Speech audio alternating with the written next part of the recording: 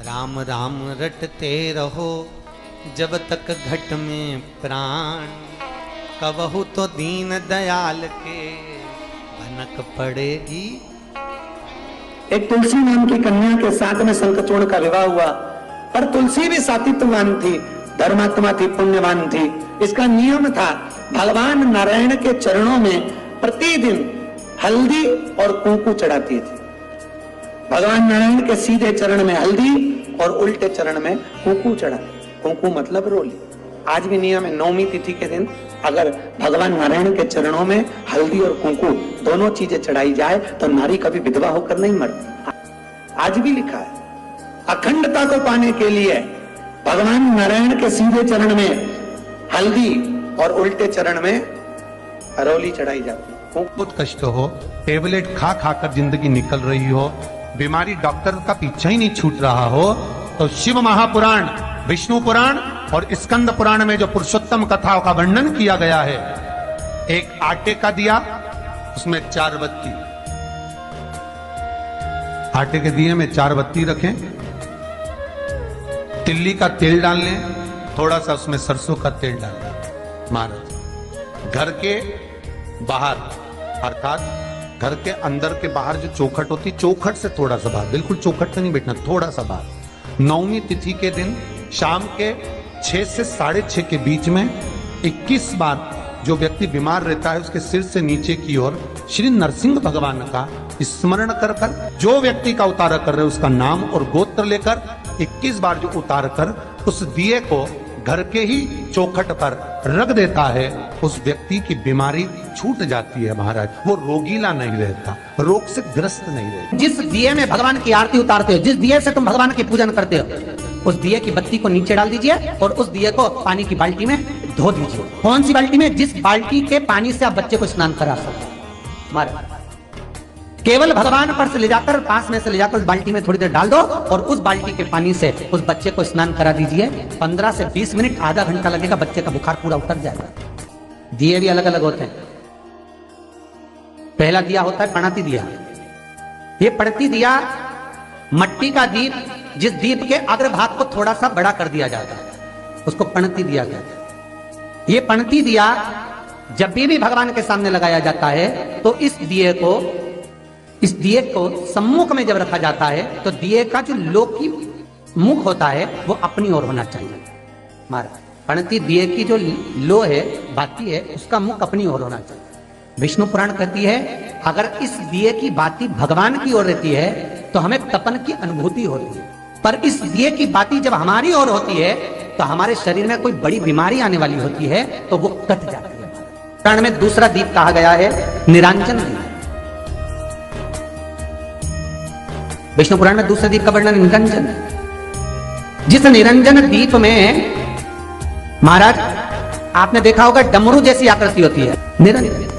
इस निरंजन दीप में डमरू की आकृति होती है, रखने का भाग और ऊपर का भाग इस तरह से, और ऊपर उसमें दिए लगाए के लिए बाती का स्थान रहता है। किसी किसी में 5 कंगूरे होते हैं, किसी किसी में 6 कंगूरे होते हैं। इसको निरंजन दीप कहते हैं। महाराज, विष्णु पुराण के 5वें अंश में लिखा गया, निरंजन दीप भगवान के सम्मुख में राइट भाग में लगाया जाता है। भगवान का जो स्थान होता है, भगवान का जो मंदिर होता है, तो भगवान का राइट, आपका होगा लेफ्ट। ठीक है, आप भगवान के सामने बैठोगे तो भगवान का राइट, आपका लेफ्ट। तो आप जब लगाएंगे तो आप लेफ्ट में लगाएंगे, आपका लेफ्ट होगा और भगवान का वो भाग राइट के राइट, तो भगवान के सीधे हाथ की ओर लगता है। माना निरंजन, निरंजन दीप कभी भी तेल का नहीं लगता। माना निरंजन दीप कभी भी तेल का नहीं लगेगा। हाँ, यह हो सकता है कि बटी निरंजन जो दीप होता है उसमें तेल डाल सकते हैं। बटी निरंजन दीप जो होता है उसमें कंगूरे नहीं होते। बटी निरंजन दीप केवल गोल होगा, ऊपर से डमरू जैसी आकृति होगी, डमरू जैसा होगा, ऊपर से उसमें कहीं कंगूरे नहीं होते। महाराज, बटी निरंजन जो दीप होता है वो केवल डमरू की आकृति में होता है, उसमें कोई कंगूरे नहीं होते। पर निरंजन जो दीप होता है उसमें कंगूरे होते हैं। तो जो निरंजन दीप होता है उसमें कभी तेल नहीं डाला जाता। निरंजन दीप को हमेशा घृत से ही लगाया जाता है। पर बटी निरंजन जो दीप होता है उसमें आप तेल डाल सकते हैं। बटी निरंजन दीप जो लगाएंगे वो तेल का लगा सकते हैं, पर निरंजन में कभी तेल नहीं डाला जाता। क्यों नहीं डालते? विष्णु पुराण कहती है निरंजन दीप के अंदर अगर तेल की बाती लगाया जाता है तो 1 रुपया कमाते हैं, 1.25 रुपये खर्च होगा। घर में 10 लोग भी कमा कर लाएंगे तो पैसा नहीं दिखेगा, घर में रुपया टिकता नहीं है। अर्थात निरंजन दीप में आप तेल की बाती लगा रहे हो, ये सिद्ध हो चुका है। अब अगर आप यही बात किसी जगह पर पूछोगे, किसी आचार्य से पूछोगे हमारे यहाँ ऐसा हो रहा है, तो कहेगा तुम्हारी ग्रह खराब हो रही है, तो उसने अंगूठी पहना दी। अंगूठी पहनाने के बाद भी घाटा खा गए, फिर पूछोगे महाराज हमने तो अंगूठी पहनी, नीलम पहना, पुगराज पहना, ये पहना, वो पहना, आराम नहीं लगा, तो कहा तुम्हारे यहाँ वास्तु का दोष है, वास्तु भी सही करवा लिया, उसके बाद भी सुख नहीं मिल रहा। अर्थात आपके दिए में जो आप बाती लगा रहे हो उसमें कुछ कमी है, उसको पहचानो। चतुर जो डॉक्टर होता है वो जरा सी देर में पकड़ लेता है कि इसको प्रॉब्लम हो क्या है, और नहीं तो कहेंगे जांच कराओ, ये जांच वो जांच, और मालूम पड़े कुछ निकलेंगे, फिर भी शरीर में कष्ट का कारण क्या वो पकड़ा जाए। मतलब आप 1 रुपया कमा रहे हो, 1.25 रुपया अगर खर्च हो रहा है तो निरंजन जो दीप है उसमें तेल की बाती लग रही है, ये पक्का है, ये पक्का है। मतलब घर में पैसा टिक नहीं है, पैसा आ तो बहुत रहा है, बहू भी कमा रही, बेटा भी कमा रहा, दुकान से भी आ रहा है, किराए से मकान भी चल रहा है, वहां से भी बहुत कुछ आ रहा है, पर आखिर पैसा दिखता क्यों नहीं है? आया लाख रुपए रात को आए, 2-3 दिन में चले गए, बची नहीं कुछ भी। पत्नी के बाद बेचारी वो माई के सल्ला के जोड़ के वो तो बताती नहीं, अच्छा थोड़ा सवाल करें,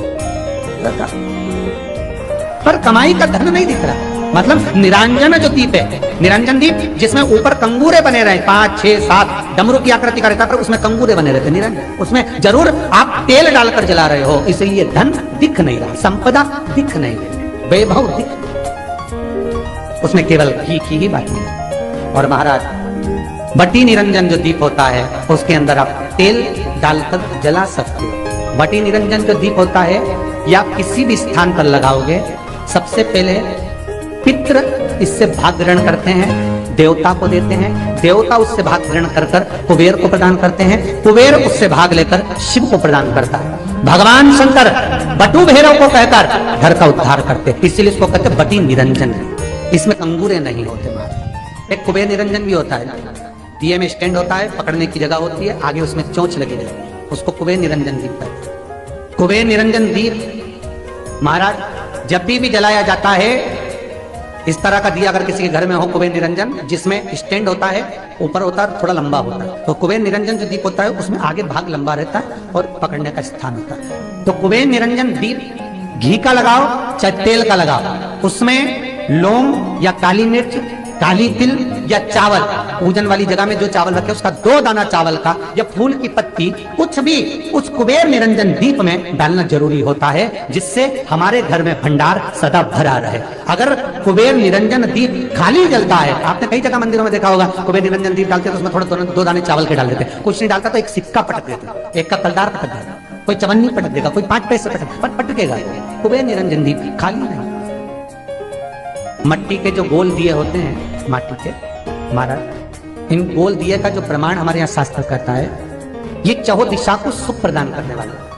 इसकी बात ही आप कहीं पर भी लगा सकते हैं। किसी को दिया बनाते हो घर के अंदर, कभी आपने पूजन करी होगी तो आटे के दिया बनाओगे, अभी आप अपने कार्तिक पूर्णिमा के दिन विसर्जन करने जाओगे, घाट पर लगाने जाओगे आटे का दिया, तो आटे का जो दिया लगाते हैं, इसकी बाती हमेशा याद रखो कि अगर 4 दिए लगा रहे हो तो चारों दिशा में बाती होना चाहिए उसकी, मतलब बाती एक ही रखो पर 4 दिए को 4 दिशा की ओर निर्मित कर रख दीजिए, उसका मुख्य उद्देश्य। आटे के दिए में कभी भी चोंच नहीं बनाना चाहिए, अर्थात पत्ती रखने की जो चोंच होती है आटे के दिए में कभी नहीं बनाना, बिल्कुल गोल बनाना चाहिए और उसको फिर विसर्जन की ओर आप लेकर जाओ या देवता की ओर लगाओ, जहां लगाना है, पर उसमें चोंच नहीं होनी चाहिए। जिस आटे के दिए में चोंच बन जाती है उसको बलि का भाग ग्रहण करने वाले देव उसको प्राप्त कर लेते हैं, तो उसका पुण्य हमारे खाते में नहीं आता। इसलिए आटे का दिया जब भी लगाए संपूर्ण गोल। और आपका कोई काम उलझ रहा है, आपका कोई काम ऐसा है जो बहुत दिन से उलझा हुआ है, चाहे वो कोर्ट कचहरी का हो, चाहे वो किसी से जुड़ा हुआ हो, और वो नहीं, तो स्कंद पुराण कहती है, हमारे खंड में भी करना शिव महापुराण कि किसी भी नवमी को आप आंवले के पेड़ के नीचे घी का दिया लगाकर मौली मतलब हाथ में जो नाड़ा बांधते हैं, लच्छा, मौली लच्छा नाड़ा, हाथ में बांधने वाला पूजन वाला धागा लाल, घी का दिया लगाकर 5 परिक्रमा आंवले के वृक्ष की कर लीजिए और परिक्रमा कर कर धागे को वहीं पर छोड़कर थोड़ा सा धागा और अलग से लेकर किसी टहनी पर उसको कामना कर कर बांध दीजिए। महाराज 10वीं तिथि को, 9वीं को तो ये करोगे, 10वीं को वापस जाकर आंवले के पेड़ के नीचे घी का दिया लगाइए और जो धागे की आपने टहनी पर जो धागा बांधा है उसको खोल कर लिए अपने हाथ पर बांधकर उसी धागे को पहनकर अपने काम के लिए निकल जाइए, आपको सफलता प्राप्त हो जाए। स्कंद पुराण में आंवले के वृक्ष का बड़ा महत्व है। वृक्ष में जो गोंद लगती है वो ब्राह्मण हत्या का निश्चय है। पृथ्वी पर जो वृक्ष लगते हैं और वृक्ष में जो गोंद लगती है वो ब्राह्मण हत्या का निश्चय है। बंजर भूमि ब्राह्मण हत्या का निश्चय। इसलिए हमारे यहाँ शास्त्र कहता है तुम्हारे बहू का अगर जापा होए, बहू की डिलीवरी होए, बहू को संतान होए तो खूब घी में गोंद तल तल कर खिलाओ। और जन्माष्टमी रामनवमी पर भगवान का प्रसाद तैयार करो तो उसमें गोंद मत डालना, क्योंकि उसमें ब्राह्मण हत्या का अंश रहता है। वीडियो पसंद आए तब वीडियो को लाइक कीजिए, चैनल को सब्सक्राइब कीजिए, अपनों से शेयर कीजिए और कमेंट में हर हर महादेव जरूर लिखें। धन्यवाद।